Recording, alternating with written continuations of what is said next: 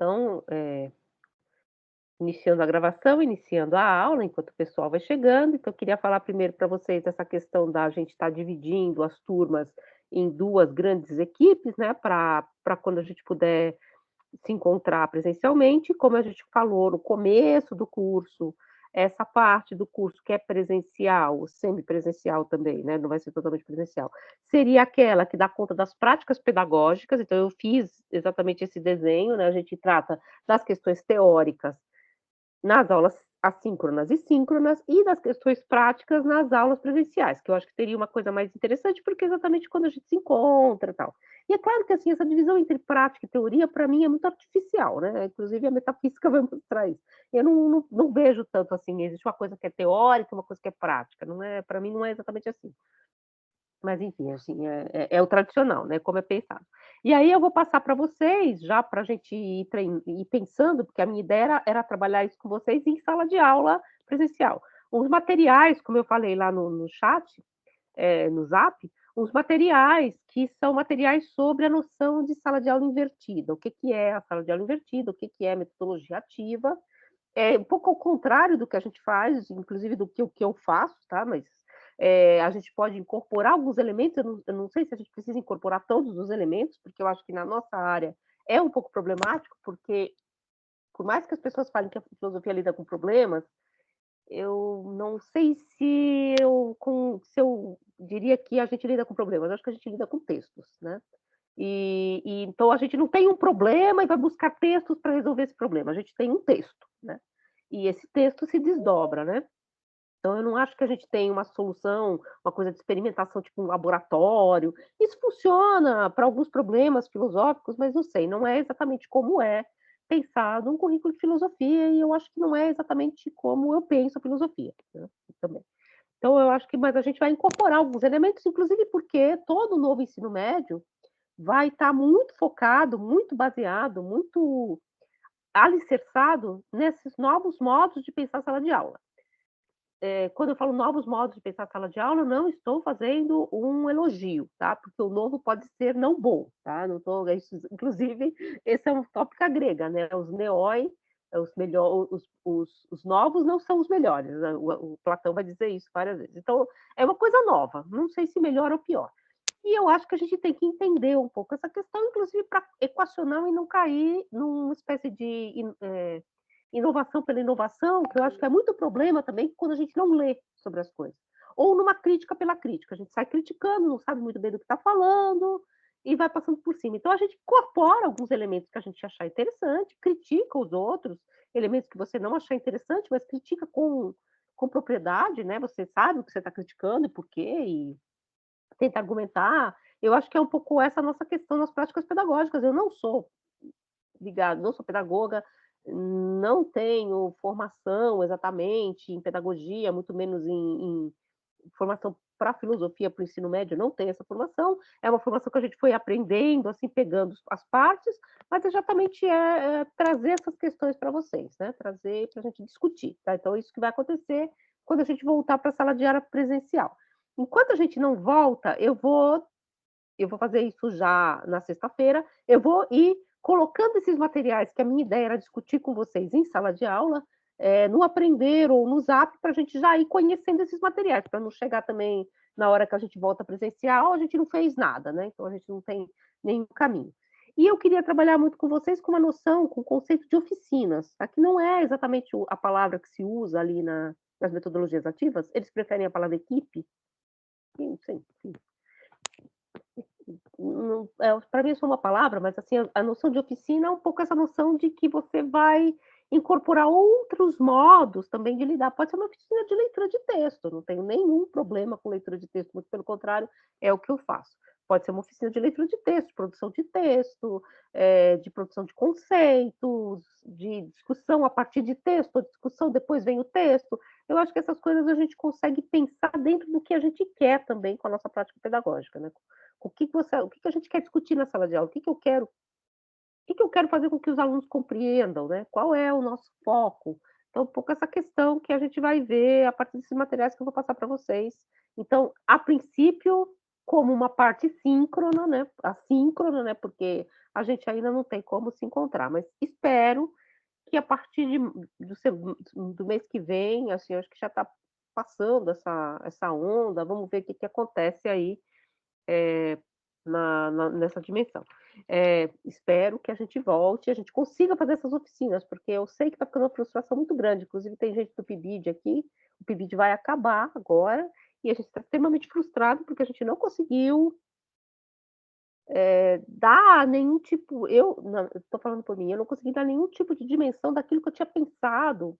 E não é que eu pensei e tem que sair como eu pensei, mas a gente não no meu entender, a gente foi fazendo coisas, assim, um pouco, vai fazendo, vai juntando, e ficou um aglomerado, não um sistema, e eu não gosto de aglomerado, sabe. Você vai juntando coisas, e juntar um monte de coisa, na verdade, muitas vezes é nada, né, a gente vai ver isso na filosofia muitas vezes, né, você junta, junta, junta coisa, que você tem é uma caixa cheia de coisas, mais nada. Então eu acho que tem que ter uma sistemática, tem que ter uma metodologia, tem que ter uma ligação entre uma coisa e outra, tem que ter elementos pensados, nem tudo que a gente faz, só porque a gente fez é interessante, às vezes, né. Mas essa é a minha dimensão de frustração, que eu imagino que seja um pouco a de vocês também, né, com esse ensino remoto. E tudo isso pode também ser pensado numa dimensão de crítica, a gente pode estudar isso, né, fazer uma crítica e explicar: "Olha o que que acontece, olha o que que aconteceu", né. Então também é um material que a gente pode trabalhar. Então hoje, quando o pessoal chegou, eu estou fazendo, barulho, eu acho que é a minha vocês estão ouvindo esse barulho? Ou só eu que ouço o tempo todo? Sim, do Eu acho WhatsApp. que é o WhatsApp, eu acho que eu vou ter que desligar, né, porque o WhatsApp ligou sempre. Espera aí, deixa eu ver se eu consigo desligar, porque também se eu ficar sem, eu não gosto de ficar sem, porque sem som, sem som, né? Isso. Porque se eu fico sem também, vocês às vezes cai aqui, vocês querem conversar comigo, eu não vejo. Pronto, tirei. Acho que espero que agora não vá mais ficar fazendo esse barulhinho chato. Então, recapitulando então a aula passada, como eu falei para vocês, vou fazer um pouco naquele modelo que eu estava fazendo, eu vou passar o PowerPoint agora, que vai exatamente falar do que a gente está, que vocês estão estudando lá naquele fórum, né? Então esse diálogo dos sofistas que a gente viu até a parte até onde a gente viu, e agora eu passei para vocês o texto inteiro, também se vocês quiserem o texto em grego, eu uso geralmente, e acho que todo mundo usa, o Perseus, né, eu vou colocar aqui para vocês, se vocês quiserem, é muito fácil de consultar, ela na verdade é o texto que vai por a eu vou colocar aqui na se vocês quiserem, eu uso Perseus, inclusive eu usei para colar, recortar e colar, porque eu não sei muito escrever em grego nesse teclado. Eh, Enfim, também teria muita dificuldade de escrever, né. E aí eu uso esse Perseus para a gente fazer essas comparações. E a primeira parte toda que a gente viu a aula passada, ela se dá entre 2 termos, é téknos, o técnico, e o atéknos, né. Esse é exatamente o termo que está lá, no texto do Platão em grego. É téknos e atéknos. O atéknos, ou o simplório, aquele que não tem nenhuma técnica, aquele que, portanto, não faz parte dessa partilha sensível da cidade, não está dentro dessa partilha, quando a gente vai ver a partilha, por exemplo, na República, o até que nós está fora, ele não faz parte. Só que o sofista, eles dizem, não dá para dizer que ele é um até que nós, né? Não dá para dizer que ele é um homem simplório. Ou se vocês quiserem, não é exatamente o termo, e também é um termo grego, que ele é o idiota. O idiota é aquele que não tem função política. Não dá para dizer isso, não tem função na polis, né? Então não dá para dizer isso. E por outro lado, também, como a gente viu, tá, o filósofo e o político se aproximam de vários instrumentos que são também manejados pelo sofista. Então é por isso que a gente precisa, e o diálogo todo tem esse desenho, de uma estrutura de discernimento, de discernir. E isso é muito interessante, se vocês pegarem a aula sobre o Gorgias, o que está lá no Gorgias é o indiscernível. É indiscernível. Aqui o que a gente está fazendo, exatamente, toda essa primeira parte é isso, é discernir. E esse discernimento que vai se separando. Então o sofista é um técnico, que técnica é essa, qual é essa arte, a quem ela se destina ao corpo ou à alma, qual é o produto ou a mercadoria que ela faz transitar, essa mercadoria é própria ou ela é uma mercadoria apropriada, né, ela se apropriou de uma mercadoria de outra pessoa e, portanto, ele está mais próximo dos comerciantes. Então, o diálogo, ele se inicia com esse aporte metodológico que parece, desviar do assunto central. Parece que você vai fazendo um circunlóquio enorme, né, um grande desvio, e vai para a caça, vai para a pesca, vai para o anzol, como a gente viu, né.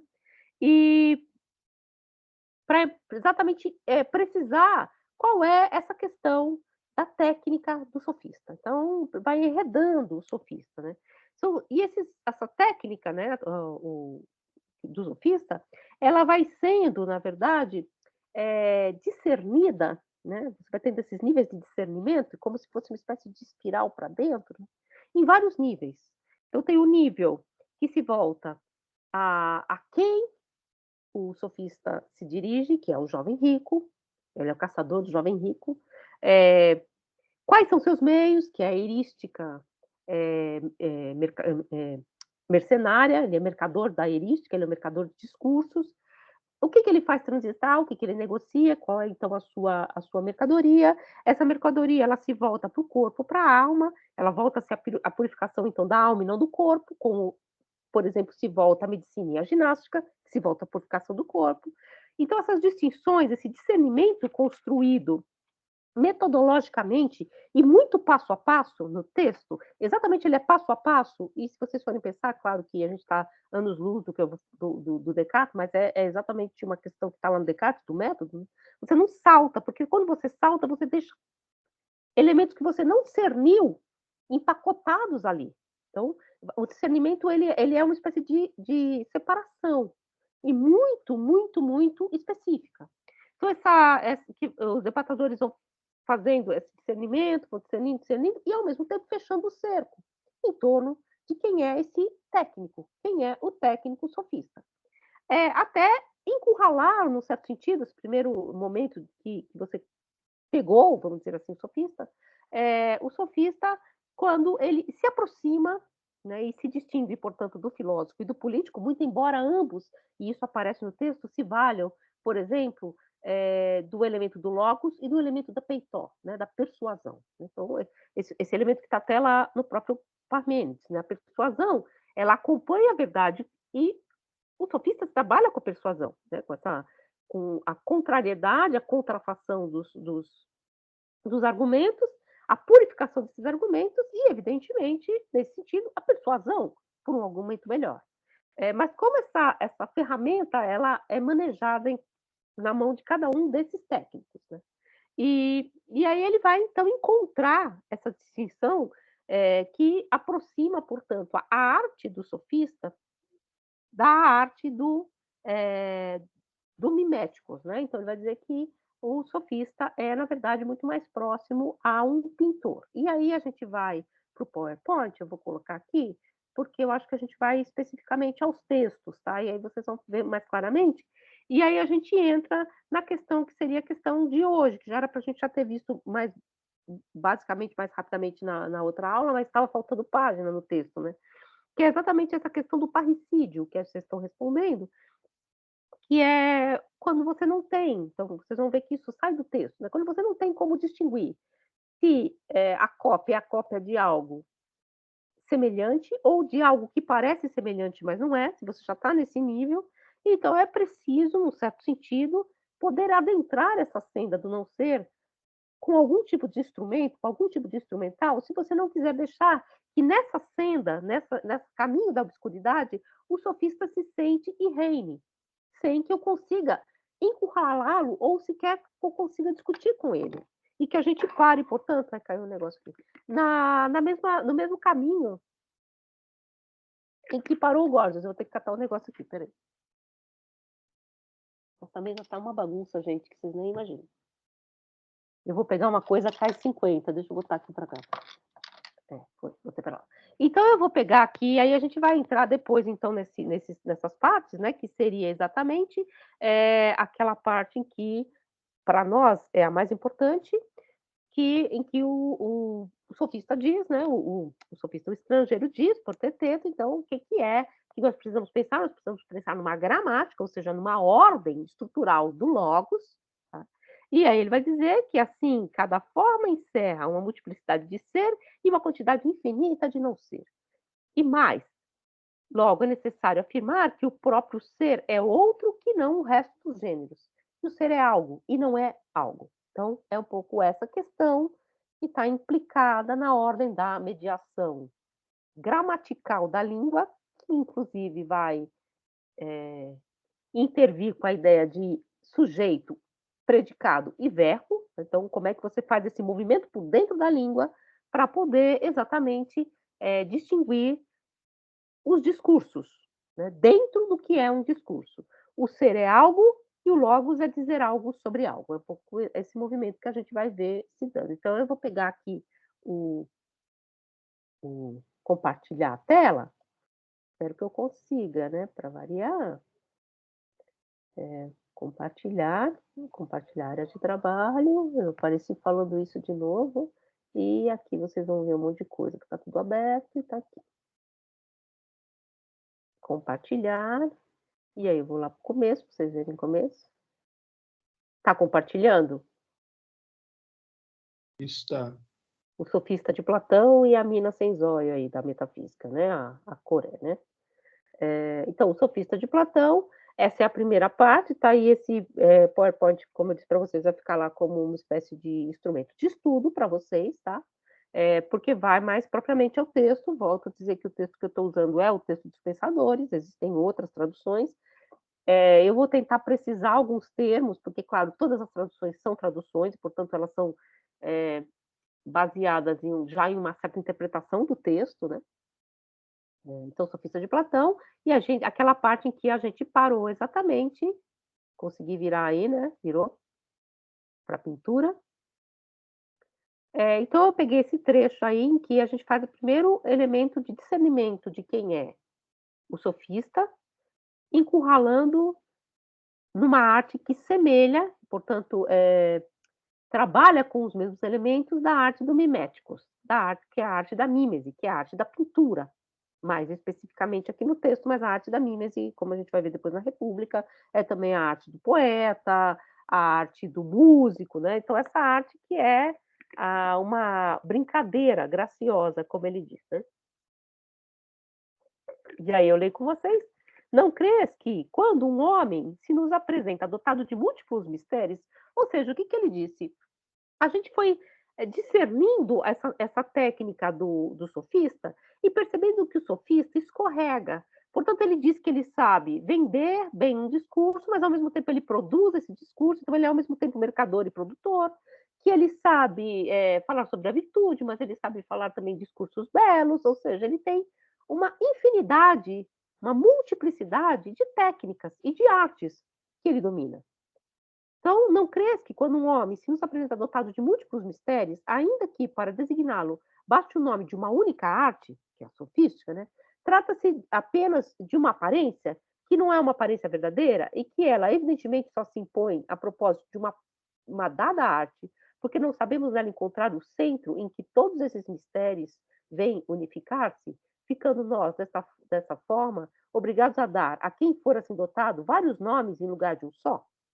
Então, ou seja, a ideia é uma multiplicidade de fazeres que são agrupados em torno de uma noção que é a sofística, que é mais ou menos o que ele fala, como eu disse para vocês, o estrangeiro, o Platão fala na própria República, na voz de Sócrates, sobre o pintor. O pintor é esse homem que é capaz de pôr em evidência que ele possui capacidades que ele não possui. Por exemplo, a capacidade de produzir o céu, a terra, o homem, eu, você, a cama, a mesa, no lugar do carpinteiro, no lugar dos deuses, no lugar de todos esses outros criadores. Então, esse demiurgo, que é como é dito lá no texto da República, é um homem fabuloso, né? Porque ele é capaz de reproduzir a técnica de todos os outros artesãos, de todos os outros demiurgos, a partir da sua. Só que técnica é essa? Evidentemente, essa técnica, ela só parece dotada da capacidade de produzir todas as outras. A única capacidade que ela tem, embora ela pareça ter várias outras, é de produzir uma aparência. E aí continua, o estrangeiro diz: "Ora, conheces alguma forma de brincadeira mais sábia e mais graciosa que a mimética? Essa brincadeira do sofista, esse jogo com os vários mistérios, com as várias formas de fazer, nada mais é do que uma brincadeira mimética". E ele fala, inclusive, que como os miméticos, como os homens da música, os homens da pintura, também o sofista sai vendendo seu trabalho de praça em praça. E aí ele continua: assim, o homem que se julgasse capaz, por uma única arte, que é a sofística, por uma única técnica, de tudo produzir, como sabemos, não fabricaria, afinal, senão imitações e homônimos das realidades. Hábil na sua técnica de pintar, ele poderá, exibindo de longe os seus desenhos aos mais ingênuos meninos, dar-lhes a ilusão de que poderá igualmente criar a verdadeira realidade e tudo o que quiser fazer. Ou seja, ele engana aquele que não sabe exatamente o cerne da sua arte. O pintor engana os meninos, engana por uma brincadeira. E há vários jogos de engano, do engana-olho, né, da brincadeira, que depois vão ser coletados como um certo anedotário da pintura grega, né? Você engana pintando uma cortina e a pessoa pede para abrir, mas aí todo mundo ri porque, na verdade, você conseguiu enganar as pessoas, não é uma cortina, é uma pintura de uma cortina. Então, esses jogos miméticos que conseguem enganar de longe e produzir essa, esse assombro falso, que não é um assombro filosófico, né? Quando na República o Sócrates vai falar desse demiurgo, ele diz que é, é um demiurgo Talmazen assombroso, porque o assombro é próprio da filosofia, só que não é esse tipo de assombro. Esse assombro que está colocado aqui é uma brincadeira, é uma ilusão que cria, na verdade, só a aparência das coisas. E aí eu coloquei aqui para vocês a pintura, tá? Porque acho que ajuda a gente a entender do que eu estava falando. E ainda por cima na arte, né, a gente pode fazer uma outra distinção ainda, pode ser uma segunda vez ainda. Existe uma pintura como essa que está colocada aí, que é uma pintura grega, em que você não está imitando as coisas como elas aparecem, mas você está imitando as coisas tal como elas são. Em que sentido? Você está simplesmente colocando diante dos olhos daquele que está vendo a pintura personagens que estão numa dimensão de bidimensional. Então, você não tem profundidade, tá? Então, você sabe que é quase como uma espécie de escrita, né? Você vê a mulher ali segurando o jarro, o menino segurando o carneirinho, tá como se fosse uma escrita. E eu não quero enganar a pessoa que está vendo de que isso é uma pintura. É, só que existe uma outra pintura, que esse tipo de pintura, embora pareça que é um e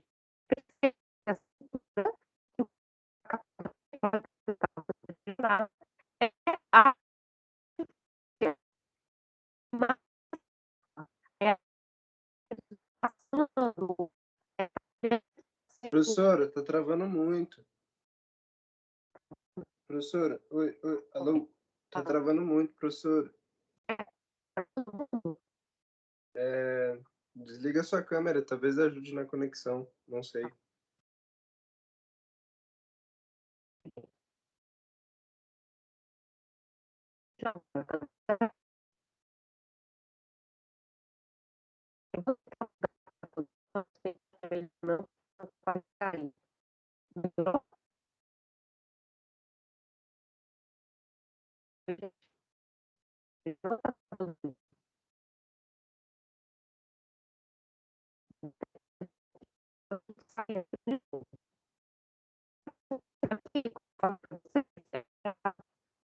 vai fugir disso. Essa mulher aqui, você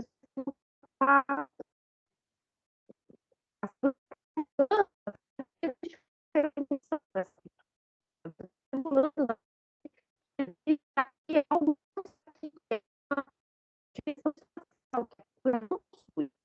e mais, você está jogando elementos de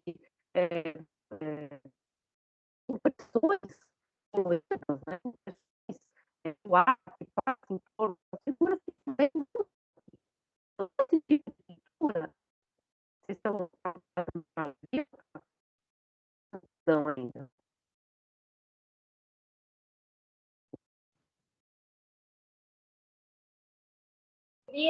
travando muito, não dá para te entender. É, então, sabe, de novo, 5 minutos, então, tá? Ó, aqui pra...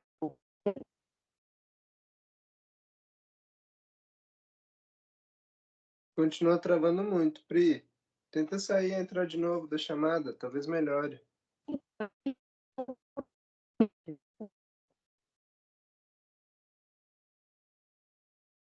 Eu entrei para uma segunda.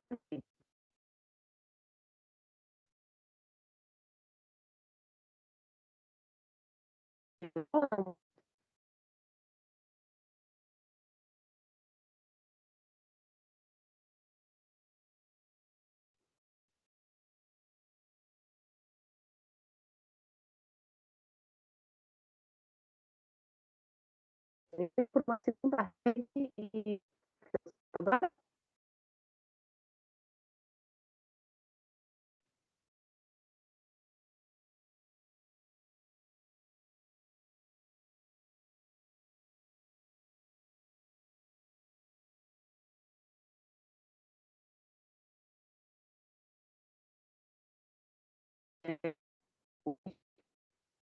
então, vou esse papel. A captura, como eu tinha falado para você, dando para ouvir?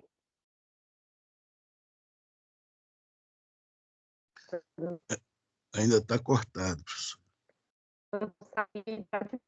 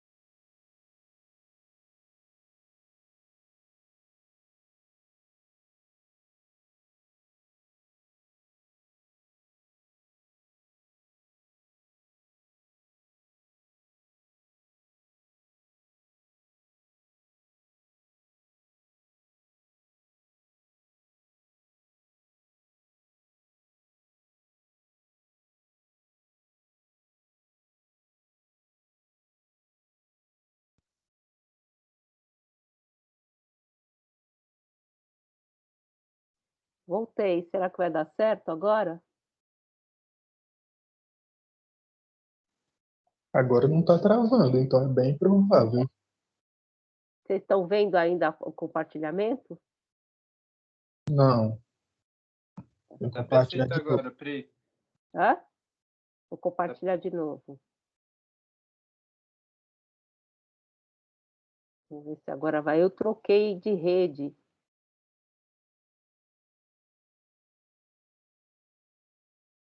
Deu certo?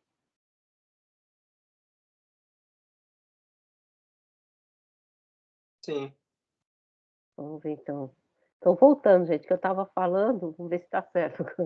Era que o Platão compara, então, o estrangeiro compara, então, o sofista a um miméticos, né? A arte dele, então, estaria próxima da mímese. Mas ele faz ainda uma outra distinção aí dentro, que é uma mímese que copia as coisas tal como elas são, sem tentar enganar, que é essa mímese que ele vai chamar de icástica. E existe uma mímese, que é essa que a gente está vendo aqui nessa outra figura do rapto de Perséfone, que é uma mímese que vai tentar enganar o espectador, e ele vai falar isso em relação às proporções, por exemplo, de que aqui tem 3 dimensões. Essa pintura é uma pintura grega, enfim, bastante deteriorada, mas vocês percebem aqui que toda essa imagem ela está imersa, vamos dizer assim, numa dimensionalidade, existe um ar que passa entre as personagens, a figura da mulher, não sei se vocês conseguem ver que é uma mulher que está sendo raptada aqui, ela se projeta para o fundo da cena como se existisse uma espécie de profundidade, que é o que depois a gente vai chamar de escorço, não chama aqui porque escorço é uma palavra italiana, mas é o encurtamento dos membros para parecer que eles estão mais para trás, ou seja, como diz o próprio estrangeiro, a arte que distingue na mimética é a arte de copiar, é aquela primeira que a gente viu. Ora, copia-se mais fielmente quando, para melhorar a imitação, transportam-se do modelo as suas relações exatas de largura, comprimento, profundidade, repetindo cada uma das partes das cores que lhe convém. Como não, taranã. Menos aqueles, pelo menos, que devem modelar e pintar uma obra de grandes dimensões. Se na realidade produzirem essas maravilhas em suas verdadeiras proporções, sabe que as partes superiores nos apareceriam exageradamente pequenas. Então é preciso que você sacrifique a cópia, a verdade, à ilusão. E aí ele diz, dando de mão a verdade, ou seja, deixa a verdade para lá, não sacrificam os artistas as proporções exatas para substituí-las em suas figuras pelas proporções que dão ilusões, como essa que a gente viu aqui nessa pintura. Essa seria uma pintura fantástica, né? Porque as duas palavras que aparecem no texto é icastique, fantastique. Então, uma pintura que seria essa daqui, uma pintura em que as coisas não querem parecer o que elas não são, e um outro tipo de pintura que tenta exatamente captar essa fluidez do tempo que passa, essa fluidez da aparência. Então, aqui a gente tem uma outra distinção. E ele vai dizer, o sofista está ainda nessa terceira dimensão, nessa segunda dimensão, que é de uma arte de copiar fantasticamente. A arte de copiar, a palavra copiar é icástica, né? Icástico, né? E aí, eu trouxe isso aqui para vocês porque eu acho que vendo talvez fique mais fácil de entender, mas tem muitas discussões que vão para uma outra área, para a área de estética e para a área de história da arte, do que seria essa mímese icástica, do que seria a mímese fantástica. Aqui, nessa estrutura do texto, o que ele quer dizer? A gente está discernindo, e a gente tem que discernir todas as partes. Ainda na mímese, existe um tipo de mímese que copia as coisas como elas são, quase como uma espécie de escrita pictórica. E existe um tipo de mímese que dá a mão à verdade, manda a verdade passear, né? E ele diz que esses são os demiurgos de hoje em dia, né? Ele diz os demiurgos né? da atualidade, que fazem exatamente esse tipo de pintura, que é uma pintura que capta, na verdade, a vida, o movimento, a passagem, a fluidez, aquilo que você vê e desaparece. Essa ideia de uma vida que passa, né? Enfim. Agora eu pensei, os japoneses chamam de ukiyo-e, né? A vida do mundo flutuante, né? Esse mundo flutuante, que é e deixa de ser, que é e não é, que é exatamente o mundo das aparências, bem naquele sentido de que diz a deusa do Parmênides. Essas aparências que são essas coisas que flutuam no nosso mundo do dia a dia, né? No mundo da fama, no mundo dos nomes, no mundo dos homens. Então, é exatamente o que o sofista, com o que o sofista trabalha. E por que eu estou batendo nessa tecla? Porque depois vocês vão ver que quando ele vai tentar mostrar que não dá para ficar, portanto, nem no plano de Parmênides, nem no plano daqueles que são contra Parmênides, porque você não pode deixar de lado nem o repouso, nem o movimento, porque se você deixa o repouso ou o movimento de lado, você perde exatamente essa dimensão do ser, que vem a ser, que se desdobra nas suas formas e nos seus predicados, e você cai em várias contradições, né? Como a gente vai ver no texto, né? Se você diz que o ser é um, mas ele tem múltiplas perspectivas, então ele é um, mas ele é dois, o todo é um, o todo ele é o mesmo. Ou seja, é preciso dar conta de todas essas dimensões ao mesmo tempo. E isso quem faz, o próprio sofista diz, é o filósofo. Né? O filósofo vai... Se a gente quiser falar como Parmênides, atravessar as aparências, atravessar esse mundo flutuante das aparências, dando a elas esse é o fundo de verdade, sem perder, portanto, essas aparências flutuantes que se movem, mas também não ficar só nelas, né? Você escapar delas, dando a elas uma espécie de episteme, de ciência, que a gente vai ver mais para frente. E aí ele continua, que ela concebe os não seres como sendo de algum modo, é o que se impõe e se quer que o erro, por menor que seja possível, estrangeiro. E então, não conceberia também ela como não sendo absolutamente o que é, e teteto? Sim. Isso também seria falsidade? Também. Nesse caso, creio que também este discurso seria condenado por falso, pela mesma razão que há de dizer dos seres que eles não são e dos não seres que eles são. Então, aqui a gente está caindo exatamente naquele discurso que se aproxima do Gorgias, né, que se eu digo que os seres são e que os não seres não são, e aí eu fico sempre, ou eu só posso dizer o ser, ou eu só posso recusar o não ser, ou eu só posso dizer o movimento, ou eu só posso dizer o repouso.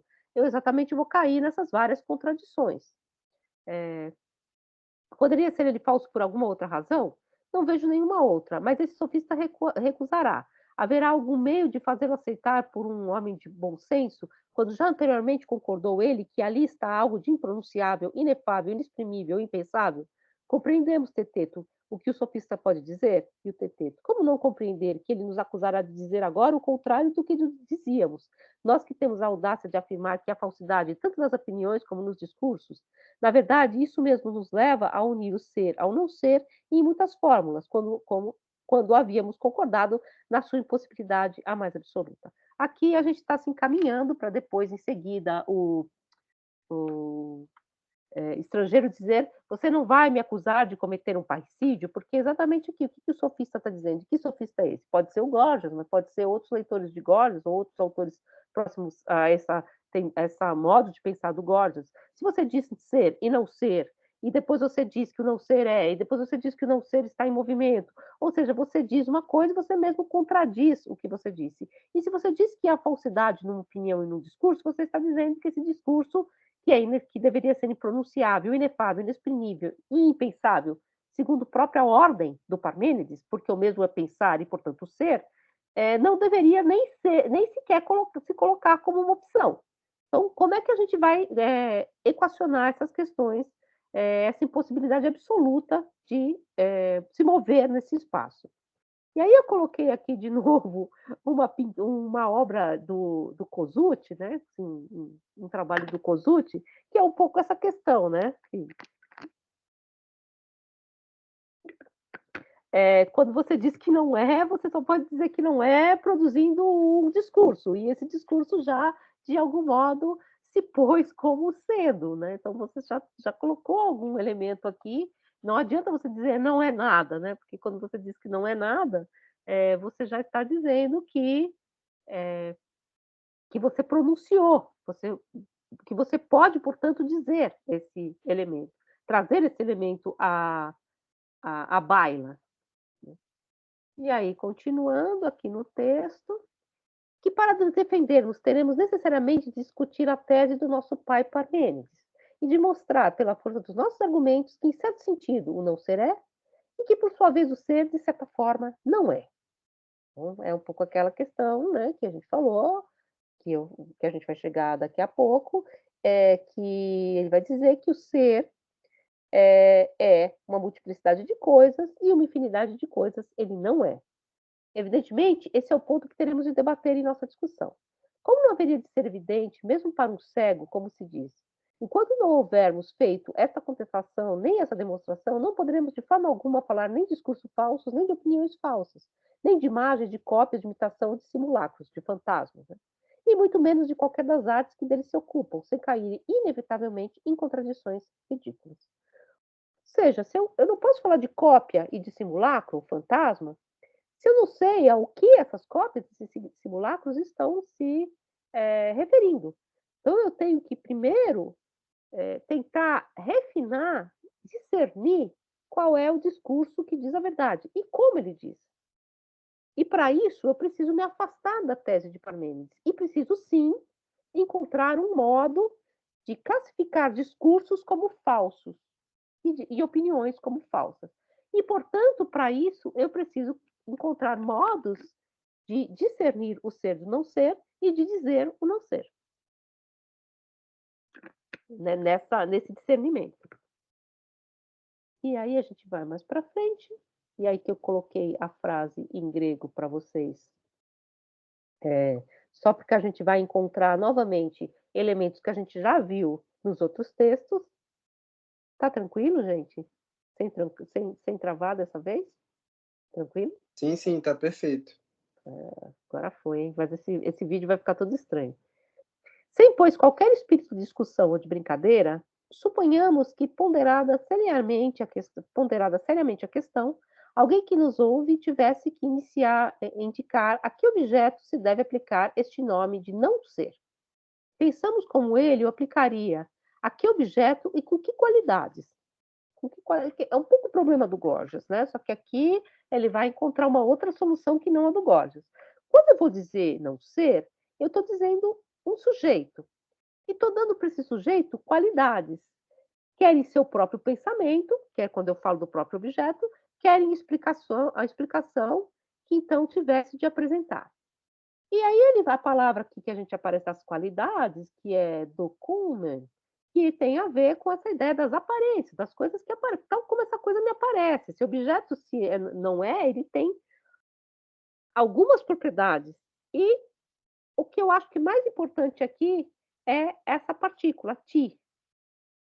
Esti cai, né? Então, isso que é o que essa coisa é, né? O que isto é, né? O que isto, portanto, que se apresenta como não ser, é no sentido de que qualidades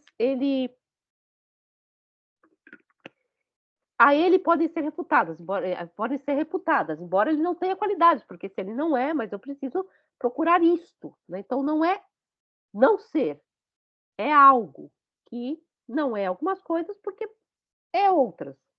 E aí ele vai continuar. Ao que creio, está também claro a nós que esse vocábulo qualquer se aplica em todas as nossas expressões ao ser. Com efeito, é impossível formulá-lo só, despido de tudo o que tem o ser, não é, Teteto? Sim, é impossível. Considerando a questão dessa forma, tu concordas comigo que dizer qualquer é dizer inevitavelmente pelo menos qualquer um? Pelo menos, eu estou dizendo um número, é um, pelo menos. O que é esse qualquer? Esse ti. E vocês lembram que a Bárbara Cassan, ela encontra esse ti já no to, que é aquela partícula arcaica do poema de Parmênides.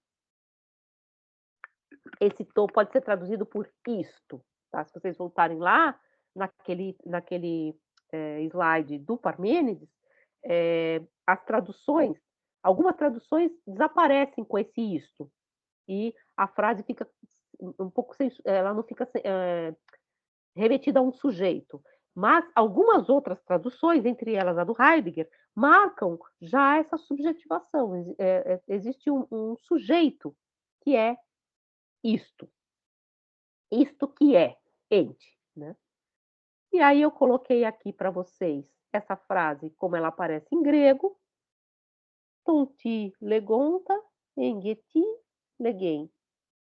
Ti, algo, isto, né? Isto é disto que, como eu falo assim, é disto que eu falo e esse algo já é alguma coisa, né? Assim, esse algo, quando eu digo que estou falando de algo, eu estou falando de um isto, que é pelo menos alguma coisa. E ele vai dizer, tá aqui embaixo, que é pelo menos um, né? Que pelo menos tem um número.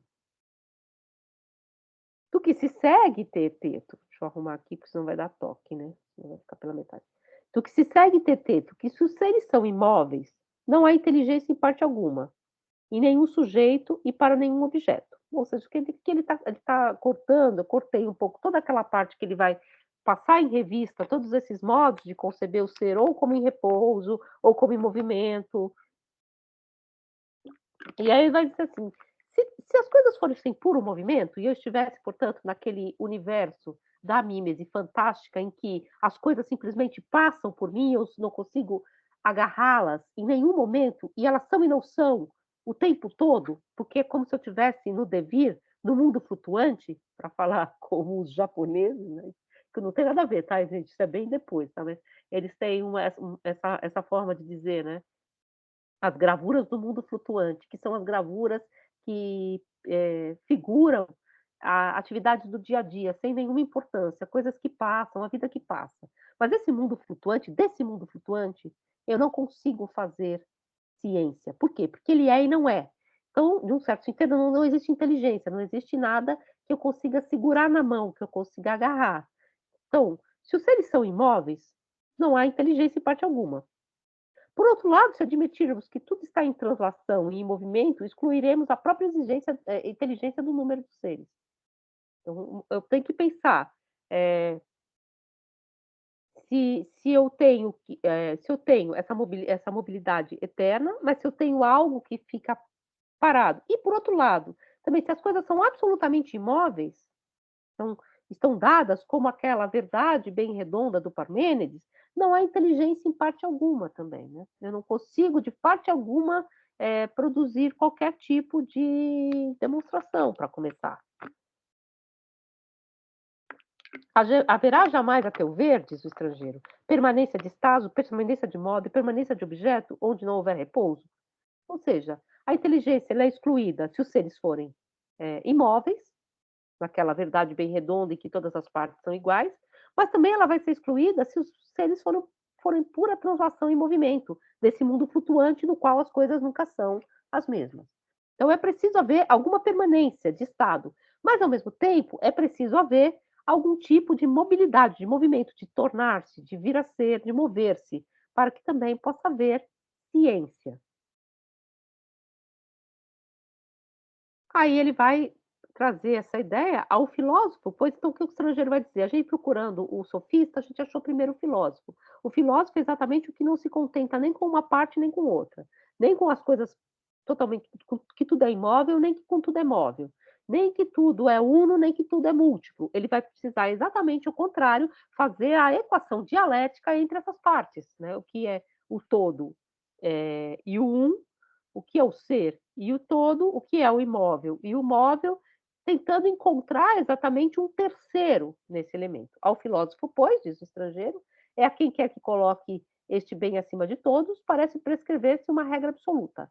Recusar a doutrina da imobilidade universal que professam os defensores, ou do uno ou das formas múltiplas, bem como não ouvir aos que fazem o ser mover-se em todos os sentidos. É preciso que imite as crianças, tá? Então, como está aqui embaixo, né?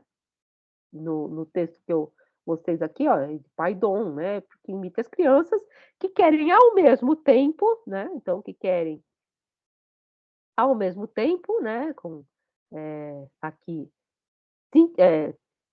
na mesma síntese, né? Que querem ao mesmo tempo, admitindo tudo o que é imóvel e tudo que se move, o ser e o todo, no mesmo movimento, ao mesmo tempo. Então, eles querem ao mesmo tempo aquilo que se move e não se move, aquilo que é o ser e o todo, e é exatamente isso que o filósofo faz. Ele tenta passar de um ao outro, né, encontrando exatamente o equilíbrio, vamos dizer assim, dialético entre essas partes. Sem cair nas infinitas contradições que ele explicita entre esses vários filósofos anteriores a essa filosofia platônico-socrática, que ou professavam o uno, ou professavam as formas múltiplas, ou professavam a imobilidade, ou professavam a mobilidade. Aqui não. O filósofo é exatamente aquele que vai fazer essa síntese desses elementos. E aqui eu coloquei a frase e eu trouxe de novo uma imagem do Kosuth, né? Enfim, que eu acho que é interessante, porque é um pouco esse jogo que o Kosuth faz sempre, né? É vidro, mas também vidro é uma palavra, também dizer vidro é dizer um material e também é dizer uma descrição. Então, é um pouco essas distinções que a gente tem que tentar estabelecer, porque eu não digo vidro, eu digo uma palavra. E quando eu digo vidro, eu disse uma palavra. Mas quando eu digo vidro, eu também disse o material de que é feito esse objeto. E também quando eu disse o material de que é feito esse objeto, vidro, eu disse uma descrição. E tudo isso precisa ser implicado nas ordens do discurso. Então, é um pouco que a gente vai ver nessa segunda parte do texto, que a gente vai entrar agora, que é a ideia da gramática. Isso vai aparecer muito claramente no Aristóteles. Vou parar de compartilhar aqui com vocês. Parou de compartilhar? Esse eu coloco lá para vocês, o videozinho. Isso vai aparecer muito claramente no Aristóteles e textos do corpus aristotélico, né? Enfim, que vai separar os discursos. Você tem que aprender a qualificar cada um dos discursos, o que cada um dos discursos, cada nível hierárquico do discurso é capaz de dizer. E o Platão retoma aqui, quer dizer, o Aristóteles retoma depois o que Platão vai dizer aqui. Quando eu digo nome, teteto, eu não disse nada que possa ser colocado numa ordem discursiva de verdadeiro ou falso. Eu disse um nome. Quando eu coloco esse nome numa relação, e é essa questão, na síntese entre uma coisa e outra, é que eu posso dizer que esse nome é verdadeiro ou falso. Então, o ser é dito na relação. Isso é muito importante, aparece várias vezes no texto, o ser é dito numa relação. Então, o ser não é dito na sua imediaticidade, ele é dito numa relação. Então, é essa questão que vai aparecer no sofista, por exemplo.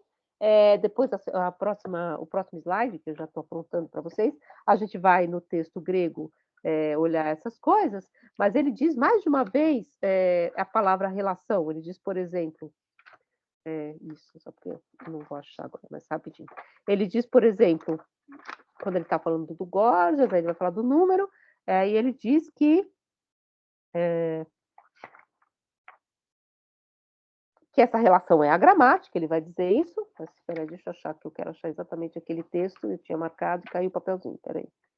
Que ele vai dizer que o ser é dito, portanto, não em si mesmo, não naquilo que ele é e não deixa de ser, na sua imobilidade, mas sim nas relações que ele estabelece nas ordens do mundo, né? Nas ordens, inclusive, que levam em conta as aparências.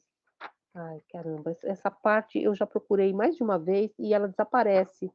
Assim, ela escapa da minha mão. Mas ele vai dizer, então, que você tem que aplicar a esse proposições que são relacionadas a esse Então, ele é na relação. E ele não é também na relação. Ele não é imediatamente, porque senão eu cairia em todas essas contradições que estão implicadas aqui e realmente eu não teria como responder e refutar ao texto do Tratado do Não-Ente. Então, eu ficaria num certo nível de indiscernibilidade e um discurso se equivaleria ao outro, né? Então, quando eu digo cavalos que voam, carros que voam, eu posso dizer carros que voam, como eu posso dizer algo, Teteto está sentado, e esses dois discursos, o que eu disse foi só um discurso. É exatamente essa questão que a gente vai ver agora, nesse exemplo mesmo. Não vou achar e não vou ficar procurando, senão vocês vão ficar com o saco cheio de eu procurar isso aqui. Mas, enfim, aí a gente vai para o problema da... Aí a gente está entrando, e eu queria que vocês percebessem isso, meio pelo caminho da Bárbara Kazan, isso já está no Parmênides, naquela frase que ela traduz, daquele modo, com o isto, passa pelo Tratado do Não-Ente e chega aqui, que é uma ordenação do problema do sujeito e do predicado, e do verbo, da ação. Então, é um pouco um problema gramatical, um problema da ordem do discurso. E aí ele vai dizer, o estrangeiro, eu não vou poder dizer a página agora, gente, porque a página do meu texto é diferente da que eu mandei para vocês.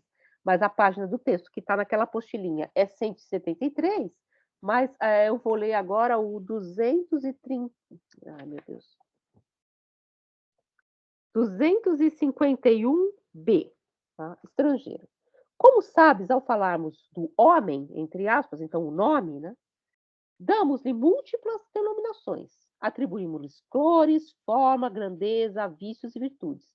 Em todos esses atributos, como em inúmeros outros, não afirmamos apenas a existência do homem. Não é? O homem é, né? Um ser.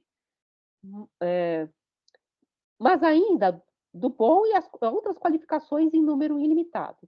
O mesmo se dá com todos os objetos. Afirmamos igualmente que cada um deles é um, para logo, a seguir, considerá-lo múltiplo e designá-lo por uma multiplicidade de nomes. Ele é um, mas ele também é vários, ele é múltiplo.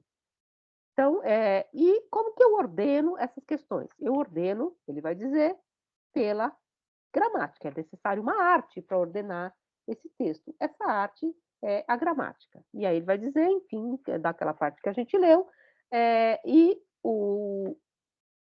a figura que é capaz de encontrar esse discurso que, a partir do jogo entre as relações do ser e do não ser, que vai, portanto, equacionar movimento e imobilidade, ser e todo, é o filósofo, não o sofista. Procurando o sofista, primeiro a gente achou o filósofo. Né? Então, mas ele deixa o filósofo, mas aí ele fala o filósofo, do filósofo a gente fala em outro lugar. Vamos, então, falar do sofista, né, que ele vai dizer aqui. E aí, então, ele vai falar assim dessa aplicação à questão do erro na opinião e no discurso. Então, ele vai tentar então, encontrar no discurso, nesse discurso gramatical, aquilo que é, portanto, passível de ser qualificado como correto ou como incorreto. E aí, então, voltando um pouco, o parricídio que está enunciado aqui nessa primeira parte está armado. O problema do Parmênides, que na época de Platão, é que na via do não ser era impossível, portanto, discercar essa arte do sofista nas suas próprias artimanhas. Ela ficava, então, naquele jogo mimético. Porque ele vai explicitando, pelo avesso, as aporias do discurso e tornando, portanto, um manto inexpugnável para o próprio sofista. Pois o efeito do discurso do ser, a partícula cria anfibolias indecidíveis. Eu vou criando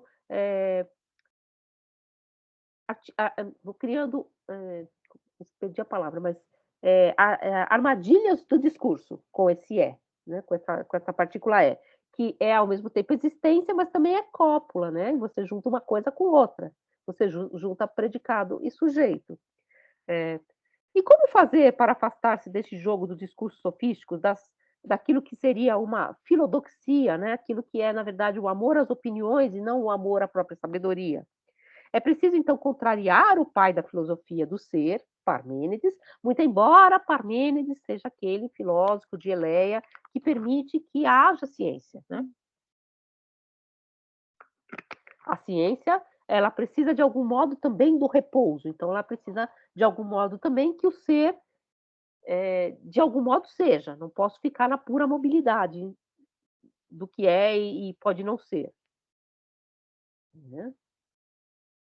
Então, é preciso contrariar o pai da filosofia e contrariar, por sua vez, a filosofia também bastarda do devir. Então, é preciso contrariar as duas, e é por isso que eles vão passando em revista todas as filosofias. Não é que eu contrario Parmênides, eu contrario também aqueles que contrariaram Parmênides, para encontrar exatamente entre eles, Parmênides e seus detratores, um outro polo, um terceiro, né? nesse elemento, que leva em conta as duas posições. Claro que tendendo mais a Parmênides, num certo sentido, né? Porque é nosso pai, como ele diz, mas fazendo, vamos dizer assim, uma espécie de síntese dialética das oposições que estão dadas, né, nessas filosofias. Para salvar a própria filosofia do ser e a episteme, e a possibilidade de conhecer e de dizer aquilo que eu conheço de modo discernível, portanto, de modo verdadeiro, e discernir aquilo que é falso, eu preciso fazer esse movimento. Eu preciso do antídoto, portanto, das crenças, as doxas, as aparências. Eu preciso desse antídoto. Ou, para dizer de um outro modo, como vai aparecer na República, para saber quais são as coisas belas e não me perder nas aparências pintadas do pintor, eu preciso saber o que é o belo, né? De algum modo. E aí saber como que essas coisas belas, de algum modo, se equacionam com esse belo. É esse o jogo. Não adianta também saber o belo e não saber como é que esse belo se desdobra. Também. E aí, então, o que vai falar? Platão, então, inicia a separação de dizer o ser e dizer algo sobre o ser. E a ideia de síntope. Síntope é, na verdade, relação. Então, dizer o ser é uma relação. Eu não digo ser em si mesmo, não digo o ser que é igual em todas as suas partes, que é equidistante em todas as suas, todos os seus atributos, e é sempre idêntico a si mesmo. Esse ser não é sempre idêntico a si mesmo, porque o ser idêntico a si mesmo, ele cria o problema de que ele vai ficar se desdobrando em outro. Então, aqui é um pouco exatamente essa filosofia da alteridade. Um pouco o Fábio falou isso, eu fui até procurar esse texto que vocês citaram, do Derrida, que não é exatamente essa pegada, mas é muito interessante, parênteses total, pegar esse texto do sofista e pensar questões, por exemplo, que estão dentro da filosofia contemporânea, para pensar a alteridade, e essa alteridade radical, né, que está posta aqui. O ser, ele precisa do outro, ele precisa do absolutamente outro. Você não pode pensar um ser redondo, igual a si mesmo em todas as suas partes. É preciso que ele comporte as suas alteridades, que ele comporte essas dessemelhanças a si mesmo, para que eu possa dizê-lo, inclusive, sem cair nas contradições. Então, essa alteridade absoluta, que aí acho que o Fábio falou, não sei nem se o Fábio está aqui, mas enfim, falou o encontro passado, né, dessa questão do xenos. Por que ele é um estrangeiro? Por que quem vem falar é o estrangeiro? Tem essa dimensão de ser dieleia, né? Então ele vem trazer a questão do eleata, né? Do Parmênides, mas também é essa noção de uma alteridade, né? De uma alteridade radical, que está posta aqui. Então o ser precisa se estranhar em si mesmo para ser um terceiro, para não cair nas contradições que estão postas pela filosofia da imobilidade, da mobilidade, pela filosofia do ser e pela filosofia do não ser. E aí eu continuo nessa símbolo, então, que é a ordem do nome do verbo, que são o logos, então é o logos, tinós, peri, tinós. É dizer algo sobre algo. E aí a gente volta um pouco àquela questão, que era perifíceos, né? Então a gente dizia em torno da physis, acerca da physis, porque esse logos, tinós, peri, tinós está marcado aqui, que é dizer algo sobre algo, não é dizer algo, ou circundar em torno, né? Embora o termo seja peri, né? Peri, que vai aparecer também quando o Platão vai dizer isso, a gente vai ver depois quando eu colocar no slide, assim cada forma encerra uma multiplicidade de ser e uma quantidade infinita de não ser. Peri limita o ser e aperion deslimita o ser na sua alteridade radical. Então você tem uma limitação do ser e uma deslimitação desse ser naquilo que ele não é. Então ele é uma quantidade de ser e uma multiplicidade de não ser. Ele comporta nesse seu desdobramento da alteridade. Se vocês quiserem simplificar, eu sou Priscila, que dá aula de filosofia, porque eu não sou Priscila, que faz balé. Não fiz mesmo. Ou que Priscila, que agora eu estou dando aula, exatamente porque eu não estou fazendo comida. Então, essa forma do que eu sou comporta aquilo que eu não sou, aquilo que é essa radical alteridade. E isso está comportado no próprio movimento do vir a ser, do que eu me torno, inclusive, né? E depois vocês vão ver isso na sequência, né? Eu sou hoje de tal modo porque eu não sou mais aquilo que eu fui uma criança. Né? Não sou mais uma criança.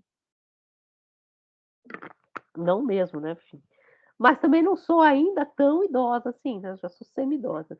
Então eu não sou uma coisa, mas também não sou outra, estou no meio, mas eu já fui aquilo, e daquilo que eu fui eu me tornei o que eu sou agora, então aquela parte dessa alteridade radical me constitui, e aquilo que eu não sou ainda também me constitui. Então é esse ser que se constitui na alteridade daquilo que ele não é.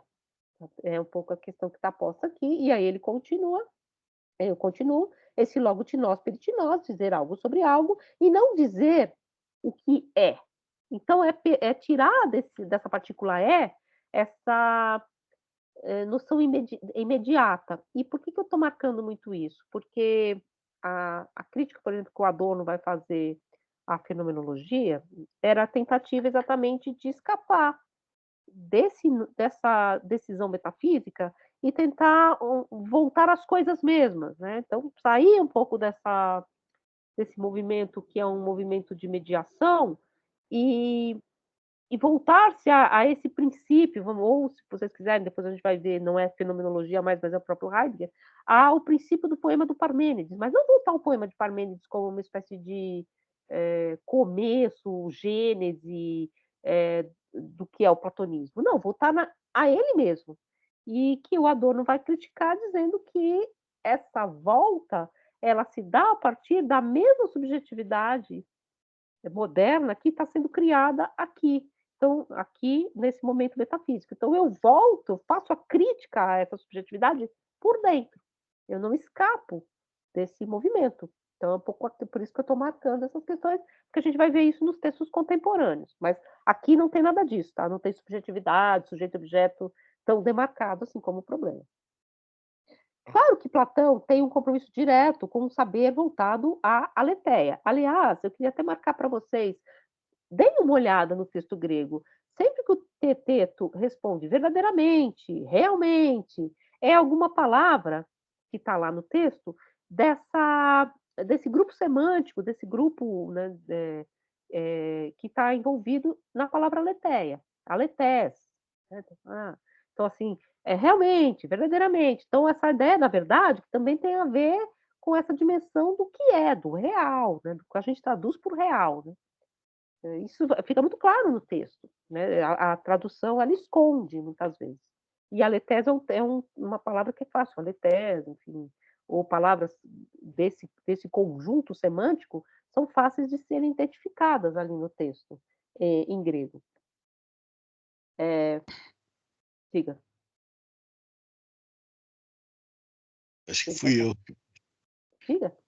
Pode ser em verdade, vos digo, alguma coisa assim. O que? A palavra aletheia? Quando está essa ênfase na realidade, no real? Na verdade... Uma verdade redonda, né? Isso, aquela verdade bem redonda, né? E a palavra... Então, isso é bem interessante que você falou. Existe essa ideia da aletheia, da verdade bem redonda, a verdade que é e não deixa de ser. E existe o termo aletés, por exemplo, que é um termo corrente da língua. Né? Como a gente fala assim, eu estou falando aqui assim, porque a verdade de Descartes, aí de vez em quando eu falo, na verdade, esse na verdade tem uma outra dimensão na língua, inclusive uma dimensão fática, né? Porque na verdade é isso, né? Esse termo também em grego funciona assim. Então, quando você fala assim, realmente, é claro, às vezes é um pouco um termo que se aproxima semanticamente desse núcleo de onde vem a palavra verdade. E é interessante recuperar isso no texto grego. Inclusive, eu tentei recuperar para vocês, o meu grego também é muito fraquinho, tá, gente? Mas eu não acho essa tradução ruim, eu acho ela elegante. Tá? Essa tradução eu acho elegante. Eu gosto das traduções do Carlos Alberto Nunes, embora sejam traduções antigas e as traduções envelheçam. Eu acho traduções muito bonitas. Ele traduziu todo o Platão, né? E foi publicado, não sei se todos os volumes, bilíngue pela Universidade do Pará. Um artigo para colecionar, lindos livros, capa dura, caríssimos. Eu tenho alguns, mas não tenho os bonitos, eu tenho os feios. Né? E eu acho muito legal o livro bilíngue, porque é muito mais fácil você estudar, né? Então, mas essa fluidez do texto em português, né, para você conseguir ler, esconde também. Por exemplo, que termo é esse gênero que aparece aqui, né? Quando a gente fala que o não ser, ó, e é outro que não o resto dos gêneros, né? Que palavra é essa, né? Gênero, né? Então, que palavra está aparecendo aqui? De que circulação semântica é esse termo, né? Por isso que eu recuperei aqui para vocês essa ideia do ser, que é limitado do que ele é e ilimitado do que ele não é. Então, peri e aperion, né? Assim, essa ilimitação, né? Então, se você tem essa Tem a ver também com limitação e... Hã? Diga? Desculpa, professor, desculpa ter cortado. Não, pode falar. Mas, já que você me permitiu, tem a ver também com a declinação do substantivo, né, doutor? Se é acusativo, afirmativo, vocativo. Sim, sim, tem Então, isso é também. uma coisa corriqueira mesmo, né? Tipo, quando o italiano diz é vero, Isso, mais ou é menos vero. assim. É vero, é. É mais para uma afirmação, mas não tanto na questão da essência, será? É só por... Então, tem essa função que é um pouco é vero, né, essa função fática, né, inclusive que é porque como aqui o texto do Platão simula um diálogo, né, que é uma mímese de um diálogo, né, ele faz muito essas questões, necessariamente. Tem razão, né, então, né, do teteto, como se estivesse dialogando. Mas em alguns momentos, por exemplo, do texto, a palavra realmente, que termo é esse em grego, né? É um termo que está na circulação, na circunscrição do termo verdade, no grego, né? Então, a verdade tem a ver com esse real, né? Como nós traduzimos, claro, né? A palavra real, né? Porque a gente já separou e tem um realismo.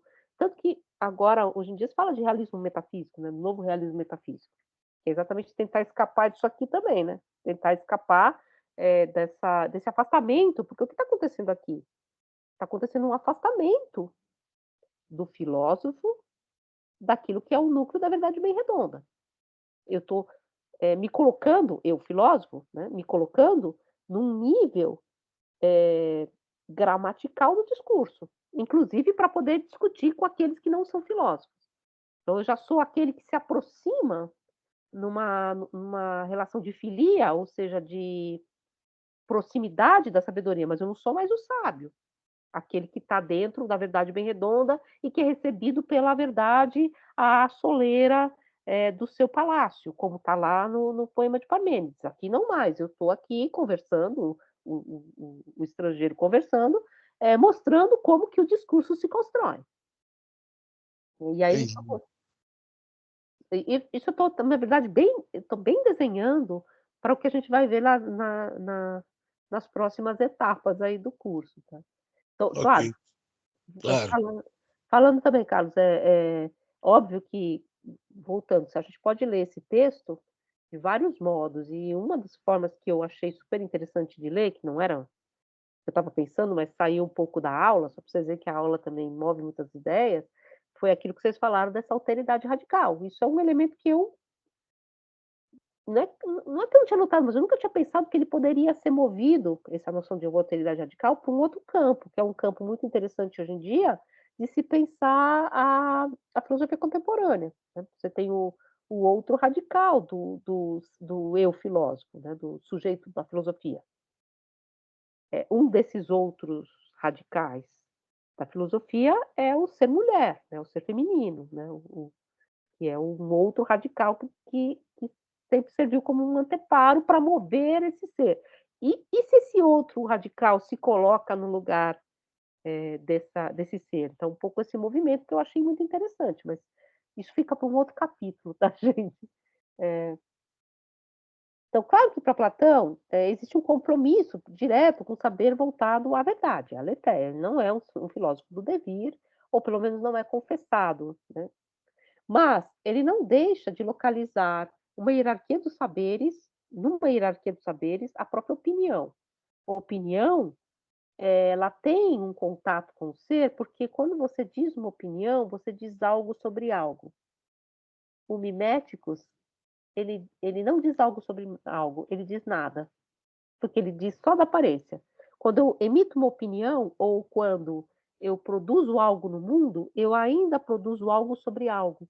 Eu digo algo sobre algo, portanto, eu tenho um certo contato com o ser e com o não ser também. Agora, quando eu copio a aparência desse algo, eu já estou muito distante, mesmo da opinião.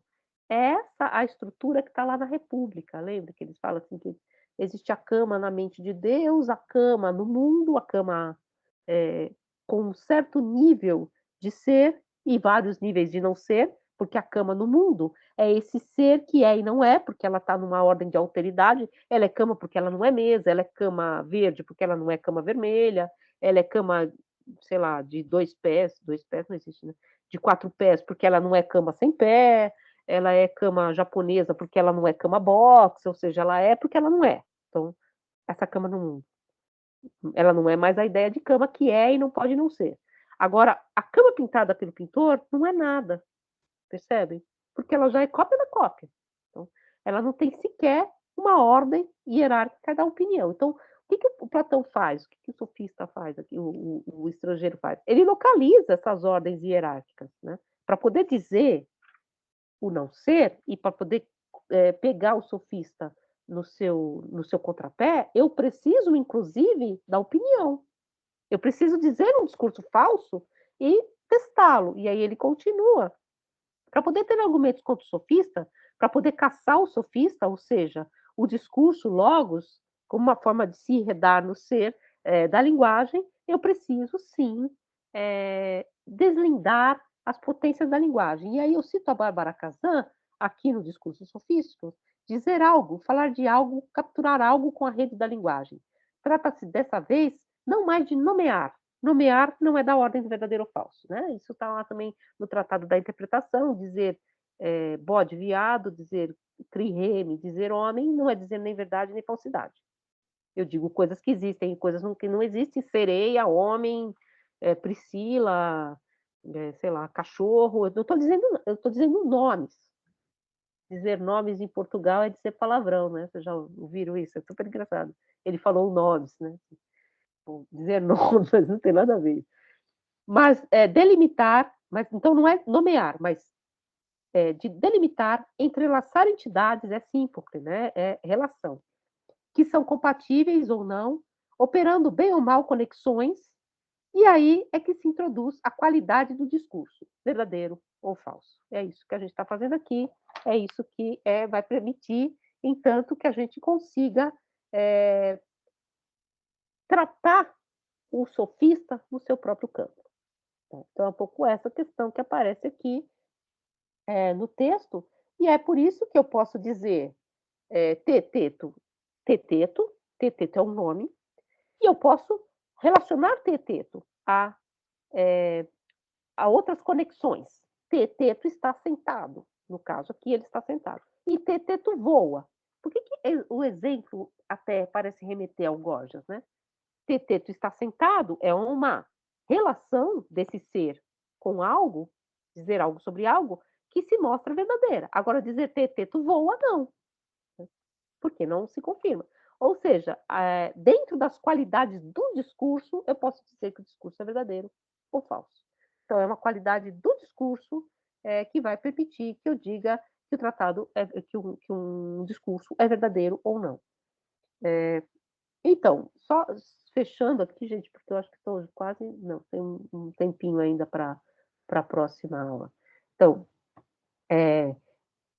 mas, em certo sentido, veja um movimento que o texto do sofista faz, esse texto que a gente está lendo, é preciso levar em conta, portanto, o próprio sofista. Eu tenho Parmênides, eu tenho o não Parmênides, eu tenho o sofista. Eu preciso conseguir lidar com esses discursos para chegar a não só o ser ou o todo, não só o móvel ou o imóvel, mas sim uma relação entre essas partes. E aí, Gorgias não quer apenas, na verdade, colocar a doxa no trono da verdade. Não é isso. Não quer colocar a opinião no trono da verdade, a não ser que a gente pense de forma muito tradicional a questão da sofística. Como a tradição vai pensar o sofista? O sofista é aquele que aposta na opinião. Mas ele quer reler Gorgias No próprio texto de Parmênides, as aporias que estão postas por Parmênides. É por isso que muitas vezes o texto aqui do estrangeiro, os comentários do estrangeiro, parecem o texto do Gorgias. Seu texto não segue o caminho vedado, o do não ser. Não é assim, como diz a Bárbara Casan, não é um menino mimado que o pai Parmênides disse, não vai por esse caminho, vai por esse, ele vai pelo caminho que não era para ir. Né? Que é um pouco a ideia do sofista como um moleque, né? Uma coisa, uma molecagem, né? Que é um pouco também um desenho que se faz do sofista, né? Que ele é um miméticos, que ele está brincando, que o logos é uma grande brincadeira, né? Que o logos é um grande jogo, então ele está jogando com a gente. É uma das versões do sofista, que aparece aqui no texto do Platão, inclusive. Mas ele quer colar-se, o Gorgias, ao texto do Parmênides e tirar do texto do Parmênides todas as suas anfibolias, todos os seus problemas, todas as suas aporias. Ele quer levar o texto do Parmênides tão a sério, vamos dizer assim, ele não está brincando, para mostrar como o texto do Parmênides leva ele mesmo a esse caminho do não ser. No Tratado do Não Ente, Gorgias diz se se é e é cognoscível, não pode ser mostrado aos outros. Pelo caminho do não ser, que não é, o efeito da identidade se desdobra até tornar-se um indiscernível. Então, esse efeito de identidade, que é exatamente aqui o que está sendo posto em questão pelo diálogo sofista. Não existe uma identidade absoluta do ser ao ser mesmo. Esse ser precisa ser confrontado à sua alteridade. Porque se ele for só uma identidade igual em todas as suas partes, realmente eu vou espelhar um no outro, ser e não ser. É indiscernível, como eu disse para vocês no texto do Gorgias. Então, não há como decidir e ser e não ser reputam o mesmo e não o mesmo. Né? Pode ser o todo, pode existir, pode não existir.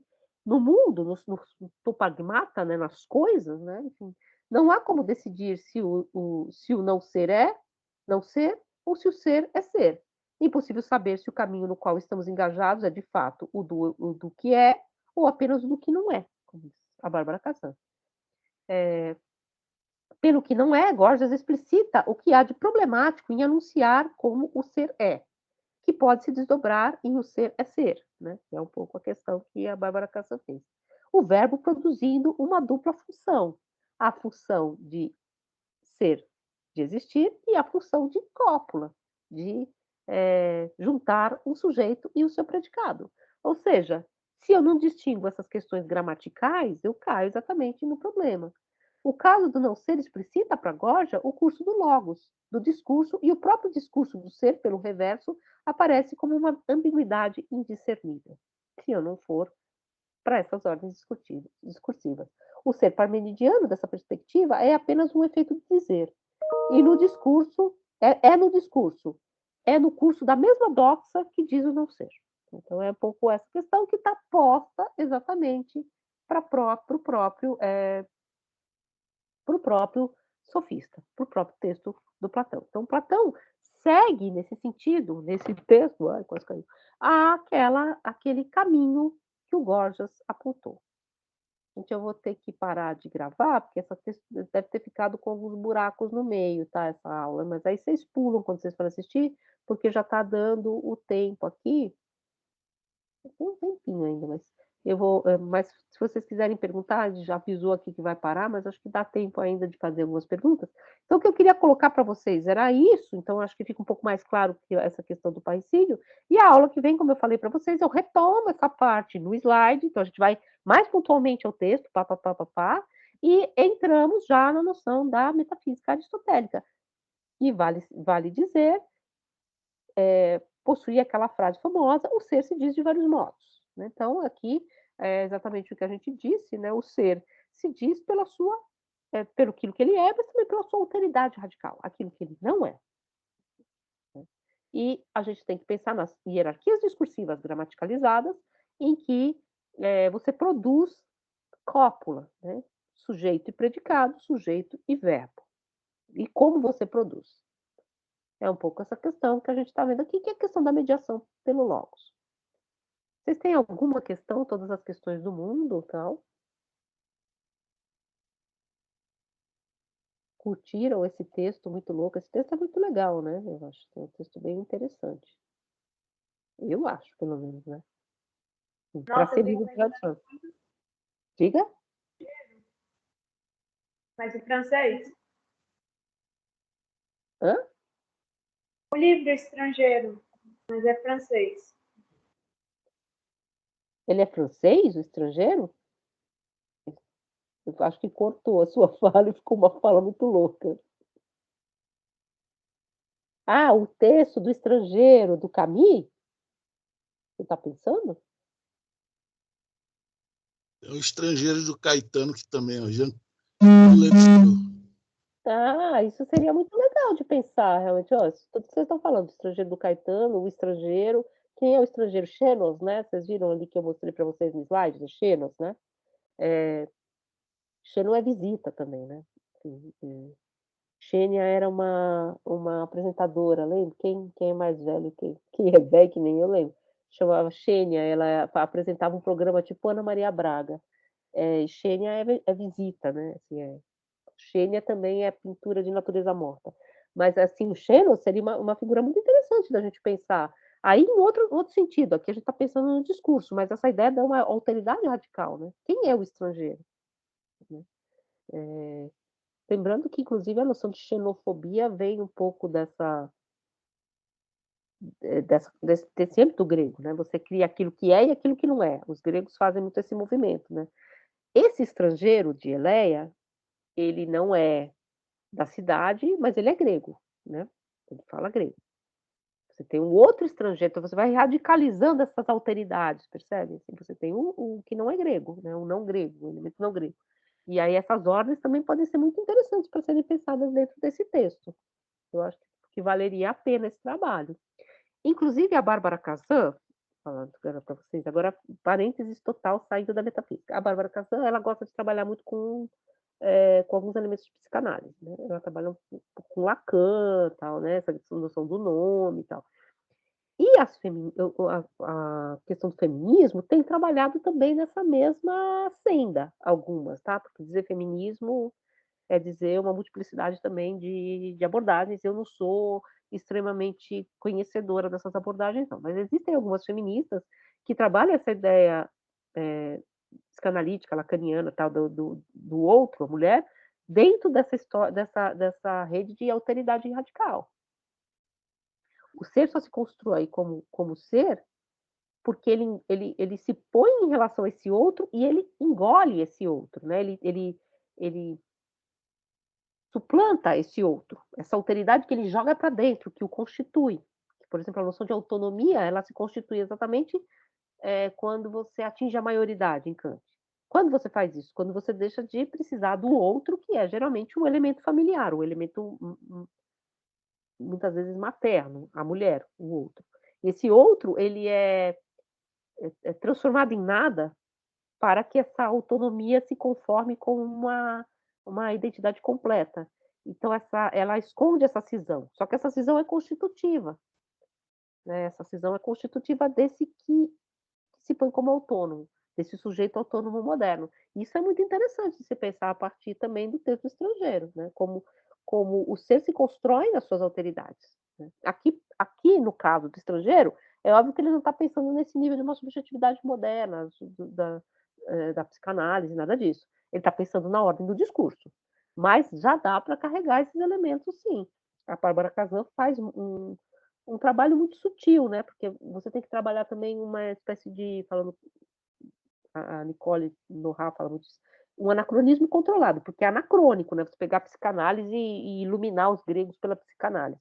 Mas dá para você lidar com alguns elementos costurando, né, essas questões. Mas aí é uma outra complexidade. Por isso que eu gosto bastante dos textos da Bárbara Kazan, eu acho bastante interessantes nesse sentido.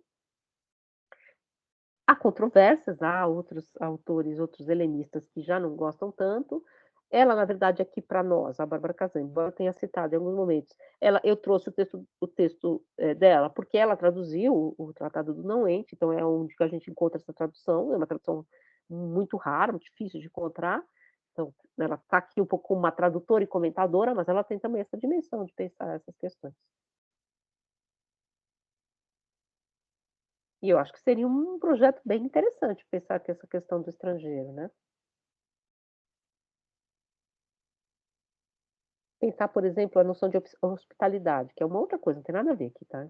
A hospitalidade, ela é uma regra, né, uma regra, você não pode tratar mal o seu hóspede, né, é uma regra, em várias dimensões do pensamento antigo, não só no pensamento grego, né. Então, essa noção de você receber esse outro, né, que é o outro, não qualquer outro, claro, né. Aí você vai ter as alteridades, né, não é receber um escravo, receber uma mulher, mas um outro que é igual, um homoio, né, um igual a você. E quando você recebe na sua casa, então, todas essas relações que são interessantes também de ser pensado. Bom, gente, eu vou parar de compartilhar não, eu vou parar de gravar, porque essa gravação deve ter ficado muito